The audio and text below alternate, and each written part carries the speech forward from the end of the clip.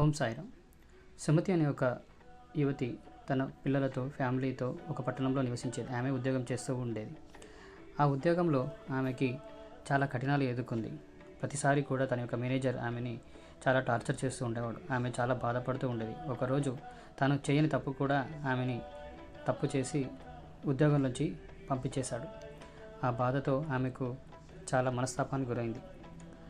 సాయిబాబాకు రోజు మొక్కుతున్నట్టుగా ఈరోజు కూడా మొక్కుకొని, బాబా నాకు ఈ విధంగానైనా సహాయం చేయి, నాకు ఉద్యోగాన్ని తిరిగి ప్రసాదించు తండ్రి అని అంది. ఆ రోజు ఎన్నో కంపెనీలకు వెళ్ళి తన యొక్క జాబ్ రెజ్యూమే కూడా ఇస్తూ ఇంటర్వ్యూస్ అటెండ్ అవుతూ ఉన్నా కానీ ఏది కూడా రాలేదు. ఒకరోజు బాబా దగ్గర కూర్చొని మళ్ళీ ప్రార్థించగానే తన ఫ్రెండ్ నుంచి ఒక కాల్ వచ్చింది.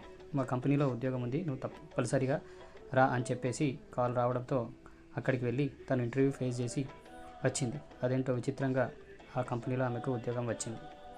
ఆమె ఆనందానికి అంతులేదు. చాలా సంతోషంగా ఫీల్ అయింది. దినదినాభివృద్ధిగా ఆ ఉద్యోగంలో తన యొక్క పర్ఫార్మెన్స్ బాగా చేయడం వల్ల ఆమెకు ప్రమోషన్ కూడా రావడం మొదలైంది.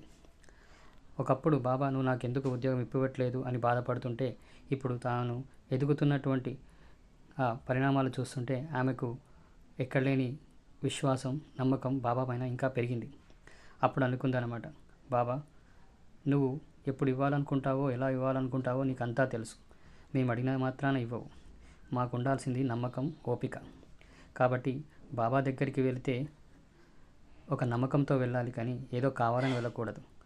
బాబా అన్నీ మన కరెక్ట్ అయిన సమయంలో, సరైన సమయంలో సరైనది ఇస్తాడని నమ్మకం.